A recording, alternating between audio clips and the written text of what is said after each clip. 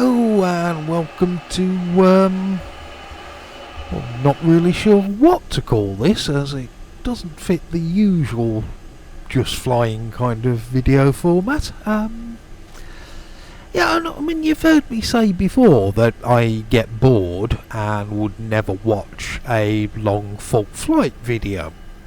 So therefore I'll never make those kind of videos myself. But sometimes I do enjoy taking a longer flight.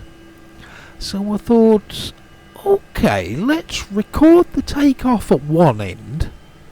Then the OBS software I've got to record all this, I can press the pause button for the bit in the middle and then start recording again when we're closer to the destination.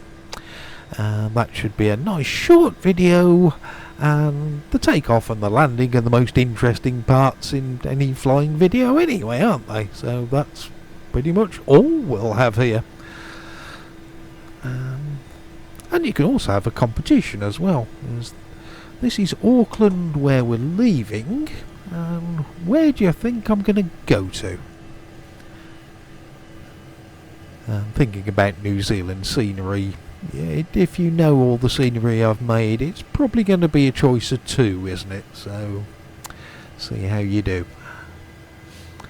Nothing incoming, so as soon as these two guys are out the way, we'll be good to go.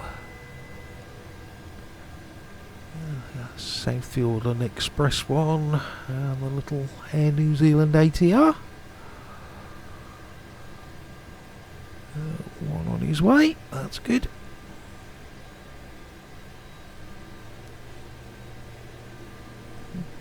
Is that ATR going before the other guys even left the runway? Yeah, that's how to expedite a takeoff, isn't it? That's, oh crap, we're not even on the taxiway now. Just ignore that bit. Yeah, pretend that never happened. We're totally fine. Right, we're all good to go, so yeah, let's go flying.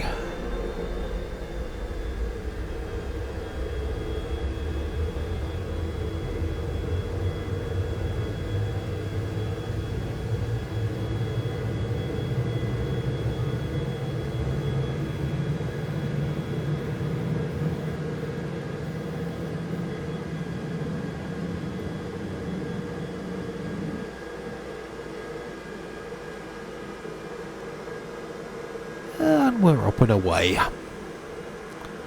In this rather dismal and cloudy day at Auckland.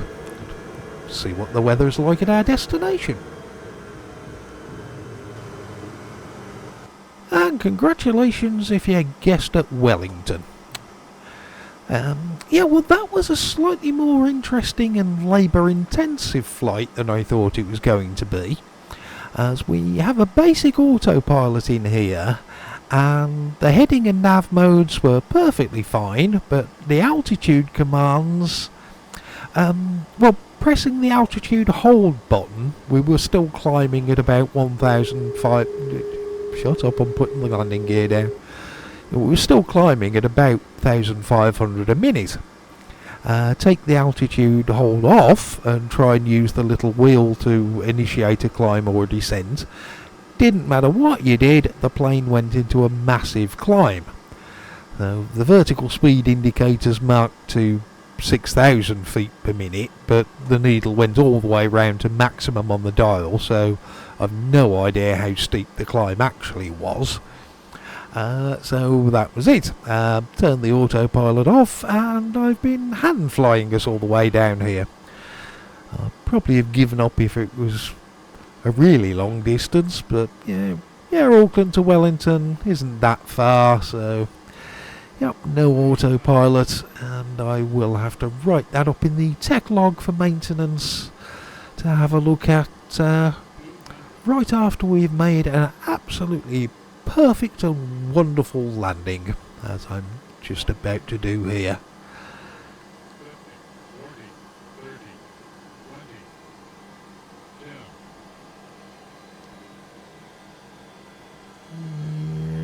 Bit floaty.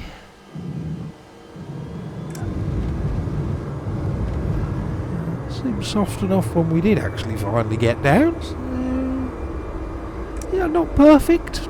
Don't think the passengers are going to complain too much about that one though. Let's have a look, shall we?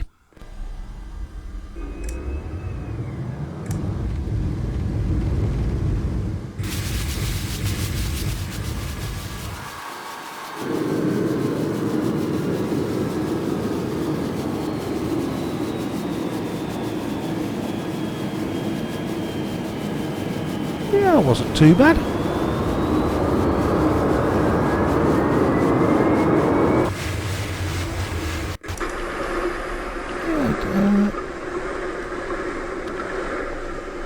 I've had this once before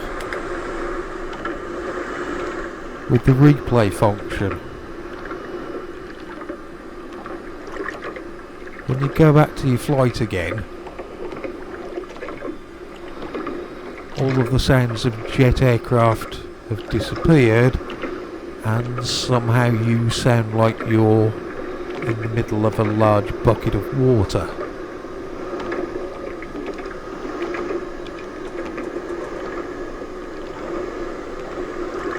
Yeah, this is quite weird, taxiing a plane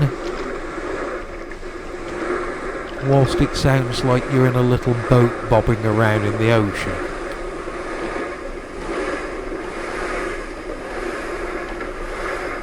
Although this has been a weird flight anyway with the autopilot, so yeah, I'm sure the autopilot will be fine next time. Just one of those things where X-Plane hasn't loaded the plane correctly, but yeah, this watery noise, as I say, that has happened once before with the replay function, so I'm sure the replay is the cause of this for some reason.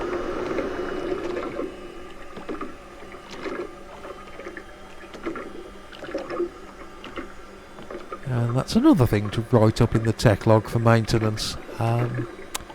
Yeah, autopilot not working correctly. Also, the entire aircraft is about 3 feet deep in water for some reason.